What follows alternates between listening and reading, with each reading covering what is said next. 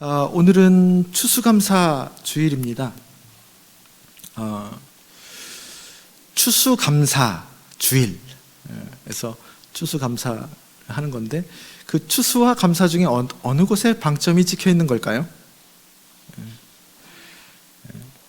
감사의 방점이 있는 주일이죠.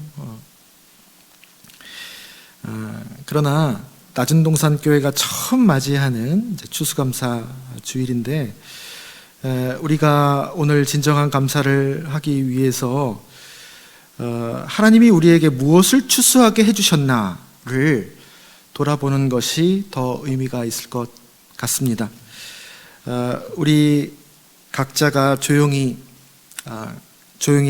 이제 앉아서 한 해 동안 나에게 주신 선물에 대해서 노트에 적어보신 적 있습니까? 5분, 10분 내보면 참 많이 유익합니다. 의외로 잊어버렸던 감사들이 참 많이 있습니다. 노트에만 적어봐도 혼자서. 이렇듯 우리가 가만 보면 감사할 게 없어서가 아니라 감사할 마음과 시간을 잘 못 내어서 감사의 기쁨을 지나쳐 버릴 때가 참 많이 있다는 것을 돌아보지 않을 수 없습니다. 우리 교회도 이제 한 해 동안 이제 되돌아보면 이제 정신없이 어떻게 여기까지 왔지만, 그래도 우리 공이 아닌, 우리가 정신이 없었지만 하나님 정신이 있으십니다. 우리 공이 아닌 하나님이 하셨다 인정하지 않을 수 없는 것들이, 그것도 곰곰이 혼자서 교회가 생각해 보면 인정하지 않을 수 없습니다. 그 중에서 가장 감사할 추수의 내용이 무엇인가가 오늘 우리가 마음과 시간을 내어서 꼭 한번 추수감사주일에 돌아봐야 할 점이라고 생각합니다. 오늘 우리가 읽은 본문은 예수님이 공생의 사역의 시작 즈음에 세례를 받으시고 성령에게 이끌린 겁니다. 자기가 혼자 들어간 것도 아니고 마귀가 끌고 들어간 거, 꼭 마귀가 끌고 들어간 것 같거든요. 근데 성령에게 이끌리어라고 정확하게 기록되어 있습니다. 광야로 가셔서 마귀에게 3가지 시험을 받는 장면입니다. 아무것도 없는 허허벌판에서, 그 허허벌판에 딱 서 있으면 우리가 그동안 사실 무엇이 진짜고 무엇이 거품이고 섞여 있을 때가 많이 있는데, 허허벌판에 딱 서 있으면 거품 다 사라지거든요. 단순하고 진실한 사실 하나만 딱 남습니다. 실존 하나만 남습니다. 그렇게 존재만 떨렁 남겨져 있을 때 우리가 반드시 맞이해야 하는 원초적이면서도 피해갈 수 없는 도전을 예수님께서 먼저 몸소 보여주신 것이라 말할 수 있습니다. 사람이 살면서 반드시 이런 상황에, 이런 시험에 직면해야 하고 어떻게 그것을 이길 수 있는지에 대한 성경의 안내라고도 말할 수 있습니다. 사람은 제일 기본적인 욕구이자 아무리 많이 가졌어도, 아무리 많이 배웠어도, 고상해도 마지막까지 즐기게 버티고 있는 본능이 있습니다. 그것을 여러 가지로 얘기할 수 있겠지만 크게 3가지로 말할 수 있습니다. 안전과 생존의 욕구, 내가 안전하고 싶고 살고 싶죠. 애정과 인정의 욕구입니다. 인정받고 싶은, 나는 존중받고 싶은. 통제와 권력, 힘의 욕구입니다. 내가 스스로 하고 싶은. 이게 태어나서 약 6세까지 세팅이 되는데, 그때 어떻게 살아왔는지가 평생 살아가는데 정말 중요하다고들 하잖아요. 그 이유가 바로 이때 이 3가지 기본 욕구가 거의 세팅되기 때문입니다. 그래서 우리 속담에 무슨 속담이 있죠? 3살 버릇 80까지 간다. 이게 굉장히 지혜 있고 일리 있는 속담이에요. 3살 버릇이 80까지 가. 고치기가 힘들어요. 욕구 때문입니다. 기본적인 욕구. 아무리 많이 배웠어도. 사람이 죄가 들어오면, 성경이 말하는 죄입니다. 죄가 들어오면 무지와 어리석음에 빠지게 된다라고 성경은 얘기하고 있습니다. 실제로 그렇죠. 그리고 빈 곳을 어디에서 채워야 하는지를 늘 몰라서 이 기본적인 욕구 또한 결핍된 그 빈자리에 뭘 채우느냐, 채울 만한 것을 채우는 것이 아니라 무지와 어리석어서 도저히 채울 수 없는 것으로 채우면서 그렇게 헛다리를 짚으면서 인생을 살아갑니다. 오늘 본문 예수님의 세 가지 시험이 바로 이 세 가지 욕구에 대해서 죄에 빠진 인간의 어리석음을 이용한 마귀의 부추김과 그럴듯한 그 유혹에 그래도 넘어가지 않고 진정한 만족을 얻는 길을 성경은 가르쳐주고 있습니다. 첫 번째, 사람은 떡으로 사는 존재입니다. 그렇지 않습니까? 떡 안 먹고 살 수 있나요? 먹어야 살 수 있고 또 건강할 수 있습니다. 먹어야. 그래서 그 욕구는 건강한 거예요. 안전하고 내가 살고자 하는 욕구. 엄마 젖을 먹어야지. 기본적인 욕구가 그대로 날 것 그대로 나타나지 않습니까? 태어나자마자. 그 안전과 생존의 욕구에 결핍이 일어날 수밖에 없어요. 우리 인간은 불안전하기 때문에 늘 결핍이 있어요. 마음 구석에. 무의식으로 내려가죠. 그 결핍이 이제 과도한 불안으로 이어져 가지고 커서도 먹을 것이 있는데도 늘 고프고 걱정이 되고 늘 부족하다는 생각을 하면서 보통 크면서 뭐면 다 이루어지죠? 안전하고 생존이. 모든 것을 살 수 있는, 모든 먹을 걸 살 수 있고 안전한 것을 살 수 있는 의식주를 해결할 수 있는 교환 가치죠. 돈.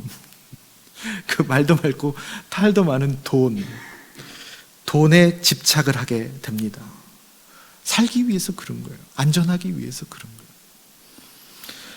본문에 돌로 상징되는 먹을 수 없는 것이잖아요. 돌을 어떻게 먹어요? 그 먹을 수 없는 것들도 떡으로 또 돈으로 만들라는 유혹에 우리는 수도 없이 빠지게 됩니다. 그래서 돈으로 따질 수 없는 그 귀한 것들도 돈으로 환산하는 습성이 우리 안에 어느새 깊이 자리 잡게 되죠. 모든 게 돈으로 보이는 거예요. 이제 돌도 돈으로 보이는 거고 떡으로 보이는 거고. 그래서 돈 되면 하고 돈 안 되면 안 한다 라는 가치관이 우리 안에 나도 모르게 배어 있는 겁니다. 그게 우리의 기준이 어느새 되어버렸습니다. 사회의 기준이 되어버렸고, 특히 광야 같은 상황에서는 너는 떡으로만 돈으로만 사는 존재라는 마귀의 유혹이 훨씬 더 하나님의 말씀보다 현실성 있게 다가옵니다. 바로 그때 예수님께서는 사람은 떡으로 사는 존재 맞다. 그렇지만 떡으로만 사는 존재는 아니고 너희들의 진짜 정체성은 하나님의 입에서 나오는 살아있는 말씀으로 사는 존재라는 것을 확인해 주시는 겁니다. 그 말은 너희는 광야 같은 상황 속에서도 돌을 떡인 양 개걸스럽게 먹는 짐승이 아니고 바로 존엄한 하나님의 형상 닮은 사람이다 라는 선언이자 외침이기도 합니다. 두 번째 유혹은 뭐죠? 사람은 사랑받고 사랑해야 하는 존재입니다. 아무리 떡과 돈이 인생 중에 풍족해도 사랑받지 못하고 사랑을 모르면 내가 배가 고프지 않는데 늘 더 무언가를 고파하는 삶을 살아가게 되어 있습니다. 그래서 사람들에게 인정과 사랑을 받으려고 부단히 끊임없이 애를 쓰면서 때로는 성전 꼭대기에서 뛰어내리라는 그 소리에 터무니없는 소리죠. 성전 꼭대기에서 왜 뛰어내립니까? 그 소리에도 자기의 몸을 던져가면서까지 사람들의 인정과 사랑을 박수를 받으려는, 어찌 보면 참 그 모습을 보면 어떠세요, 여러분? 다 똑같습니다. 참 슬프고 짠한 모습입니다. 그런 모습으로 인생의 대부분을 살아가기도 합니다. 떨어지면 죽죠. 떨어지면 죽는 게 하나님께서 만들어주신 인간의 한계입니다. 유한한 인간의 한계. 그것을 받아들이고 그 모습조차 내가 받아들이면서 사랑하는 거거든요. 나중에 유한함을 받아들인 거 얼마나 은총인데요. 행복이 거기에 있습니다. 무한하신 하나님을 인정하고 유한한 나를 인정하는 것이 그게 영성입니다. 근데 그것을 받아들이지 않고 사랑하지 않고 다른 이들의 칭찬에 자기 능력 이상으로 스스로를 혹사시키기도 하고 또 다른 이들의 비난에 갑자기 자기 능력이 있는데 그 능력 이하로 갑자기 위축되기도 합니다. 사람들의 평가에 널뛰기를 하는 거죠. 마치 시편 1편의 바람에 나는 겨처럼 그렇게 살아가는 겁니다. 그러나 우리는 그것으로 우리가 귀하고 사랑받는 존재임이 증명되는 것이 아니라 아무리 그거를 많이 받아봐라, 인정과 칭찬을 뛰어내려봐라, 그게 채워지나 그 욕구가 그것으로 증명되는 것이 아니라 우리 안에 살아계시는 하나님에게 이미 사랑받고 있는 존재임을 확인만 하면, 그 사실이거든요, 진실이거든요. 그걸 확인만 하면 어렵지 않아요. 그래서 행위로 하는 게 아니에요. 믿음의 눈으로 하는 겁니다. 확인만 하면 시냇가에 심은 나무처럼 더 이상 고파하지 않아요. 그렇게 무리하면서 사랑받으려 하지 않아도 됨을 예수님은 말씀해 주시고 있는 겁니다. 이미 사랑받고 있는데 뭐하러 뛰어내려가지고 하나님이 건전해 주실 것을 왜 또 시험을 합니까? 뭐하러? 하나님을 왜 증명하려고 그래요? 내 반짝이는 박수로. 세 번째는 우리는 스스로 통제하고 누구의 간섭을 받지 않고 삶을 창조적으로 영위하고 싶어 합니다. 통제와 힘의 욕구가 있죠. 어느 정도 이제 자기들 사랑받고 막 안아주고 막 이제 스킨십하고 어렸을 때 지나고 나면 어떻습니까? 손주 키우시는 분들 내가 할 거야 막 그러잖아요. 이제 다 그게 이제 인간의 기본 욕구예요. 그게 이제 제대로 채워지지 않으면 나중에도 이제 그런 결핍되어 가지고 이렇게 살아가는 거죠. 본능입니다. 그건 사실 자유하고 싶은 본능이기도 합니다. 그래서 우리는 이것을 해결하기 위해서 어떻게 합니까? 어른이 되어서도 더 많은 힘을 얻고 더 높은 지위를 얻어서 간섭받지 않고 통제하고 싶어 합니다.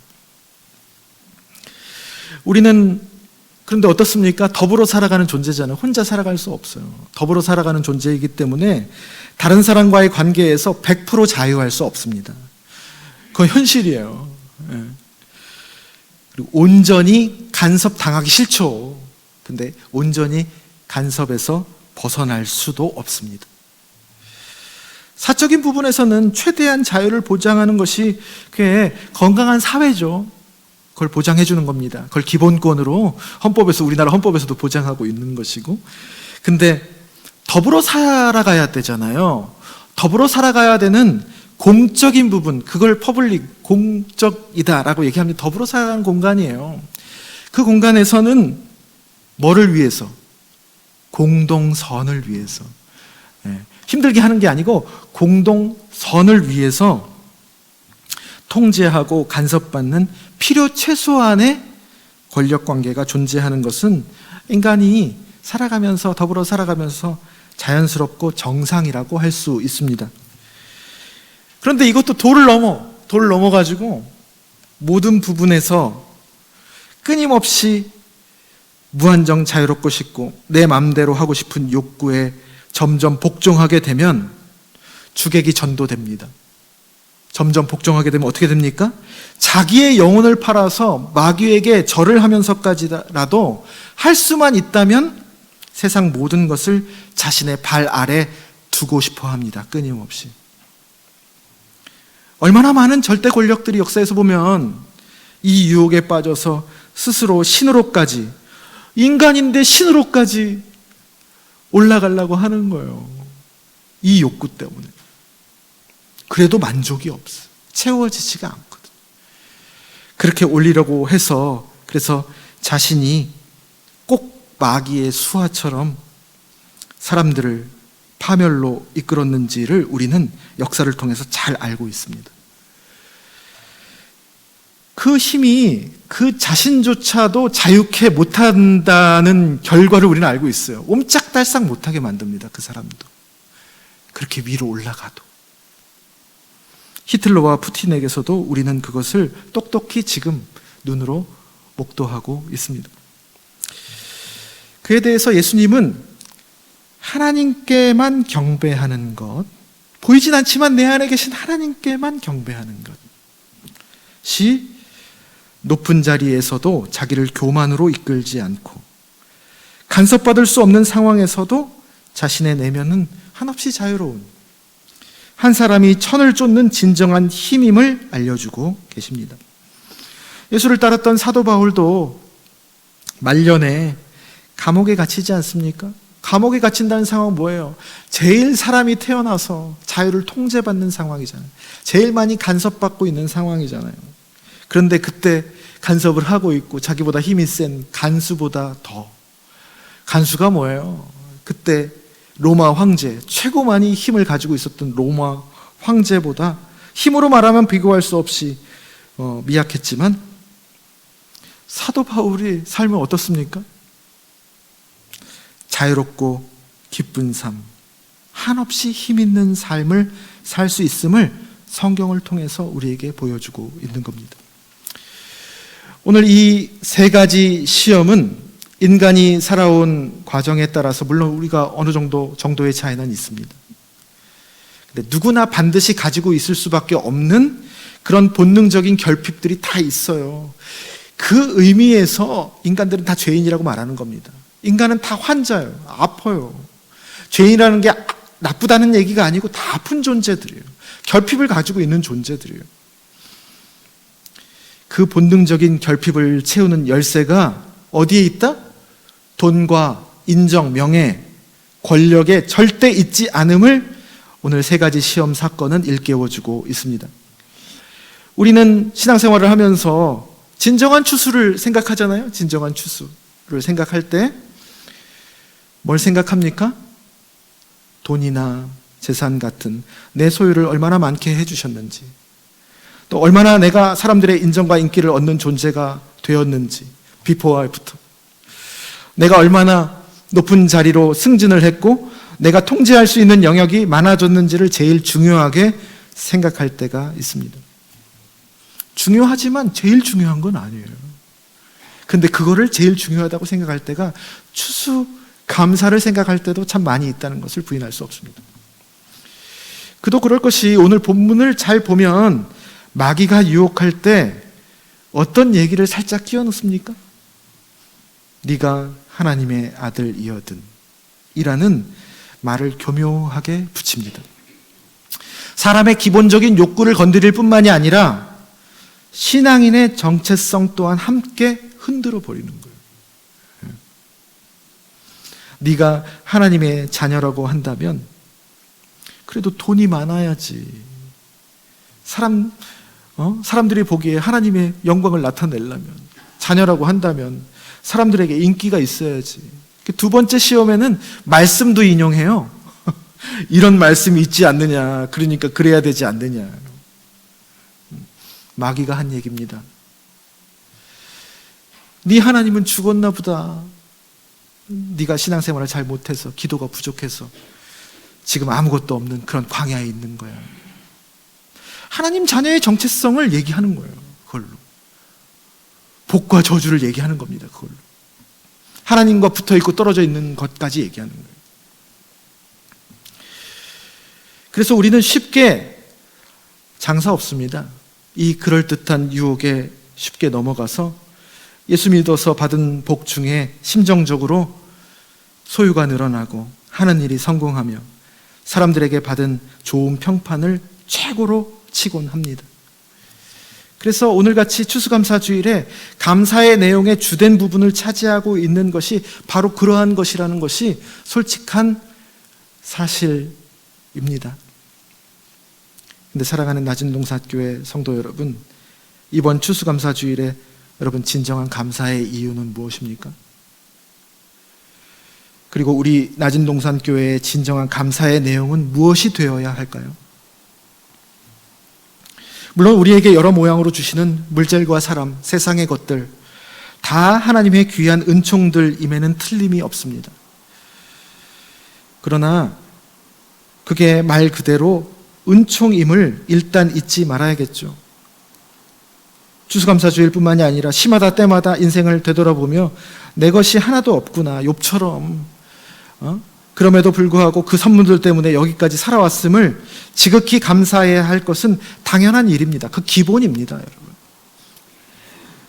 그러나 그 은총에 가려서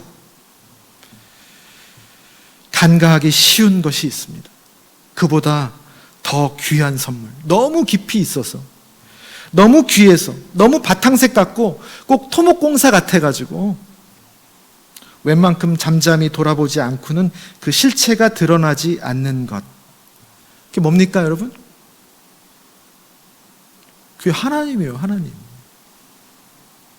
하나님의 은총에 관심이 있고 하나님에게는 관심이 없을 때가 우리 신앙생활에 얼마나 많은지 모릅니다.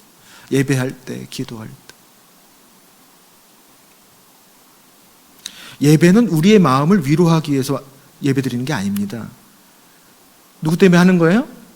하나님을 기쁘시게 하는 겁니다. 하나님 중심적입니다. 그랬을 때 우리가 영화롭게 되는 열매가 나타나는 거지, 목적이 그렇게 되면 안 되는 거예요. 신앙생활의 모든 장치들이 하나님 중심적이어야 됩니다. 교회도 마찬가지고. 그랬을 때 제대로 혈액순환이 되는 거예요. 그게 순리이기 때문입니다. 하나님입니다. 하나님. 하나님을 잊으면 안 됩니다. 세 가지 시험을 예수님이 다 그 교묘한 유혹을 다 이겨내시거든요. 공통분모가 뭡니까? 여러분 발견하셨습니까? 눈치채셨습니까? 그 세 가지 시험의 공통분모가 뭐죠? 다 하나님이에요. 다 하나님. 하나님의 말씀으로 하나님을 시험하지 마라. 오직 하나님만. 하나님으로 이기신 거예요. 그 어디 가서 돈도 떡이 나와 돈이 나와 우리가 그렇게 생각할 때 있잖아요. 하나님이라는 존재가. 그런데 그 엄청난 인간의 기본 욕구를 흔드는 로마 황제도 이기지 못하는 그 욕구를, 그 결핍을 하나님이라는 선언 하나에, 그 확인 하나에 이겨버렸습니다.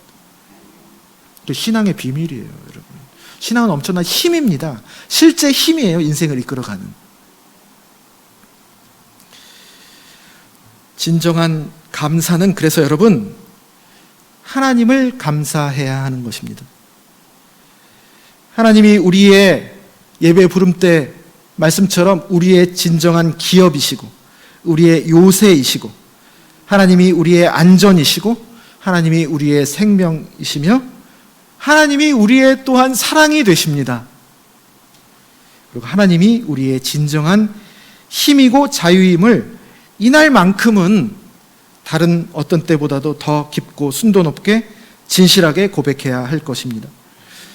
집에 오신 아빠 손 선물을 보는 것이 아니라 1년에 한 번 정도는 선물 보지 말고 아빠 좀 봐라 이 말이에요. 그리고 난 후에 뭘 사왔는지를 봐야지. 아빠 손부터 봐. 넌 뭘 보냐, 나를 안 보고. 그 아빠 보면 그 선물이 어디 갑니까? 나한테 오지? 얘야, 내가 가진 것이 다 내 것이니라. 큰아들한테 얘기하잖아요. 그걸 모르고 살아왔어. 얼마나 악다구니 치면서 살아왔어. 그리고 철들면 어떻게 됩니까? 이제 선물보다도 아빠를 계속 쳐다보게 돼요. 아빠 더 귀한 줄 아니까. 그게 우리 신앙의 성숙입니다. 돈 때문에 내가 사랑받을 만한 일을 했기 때문에 내 힘 때문에 산 것이 아니고 하나님이 그것들을 허락했기 때문에, 아니 더 나아가서 하나님 때문에 우리가 살고 사랑하며 힘을 얻고 자유로웠다는 것을 알아차리는 것입니다. 1년간 얼마만큼의 떡을 만들었는가 보다 진정한 양식인 하나님의 말씀을 얼마나 깨달았고 내 삶 속에 실제가, 그 말씀이 실제가 되었는가, 얼마나 말씀이 육신이 되었는가, 또 1년간 얼마나 많은 사람들의 인정과 사랑을 받았는가 보다 그냥 홀로 있어도, 지극히 외로웠어도, 또 하찮은 존재라고 생각될 때에도 내 안에 계신 하나님이 나를 그 모습 그대로 사랑하시는지를 얼마나 느끼고 맛보았는가. 1년간 내가 얼마나 높은 지위를 누렸고 내 힘이 세졌는지 보다 하나님을 섬김으로 솟아나는 힘이 세상이 나에게 부여하는 힘보다 훨씬 더 세구나 라는 것을 얼마나 맛보고 내가 동의했는가. 또 우리 낮은 동산교회도 마찬가지입니다. 우리의 노력과 힘으로 또 우리의 애정으로 얼마나 교회가 버티고 유지되었는가 보다 1년간 얼마나 우리가 하나님의 말씀과 하나님의 사랑과 하나님을 향한 섬김이 얼마나 깊어졌는가를 여러분 진정한 추수로 봐야 할 것입니다. 그래야 그리스도인이고 그래야 교회입니다. 그것이 우리에게 다른 그 어떤 것보다도 더 귀하고 그것이 다른 어떤 것보다도 우리의 감사의 이유이기 때문입니다. 이러한 은혜가 오늘 추수감사 주일에 우리 각자에게 또 우리 낮은 동산교회에 이어질 성찬에 앞으로 우리 신앙과 삶의 여정에 가득 함께하기를 주님의 이름으로 축원합니다.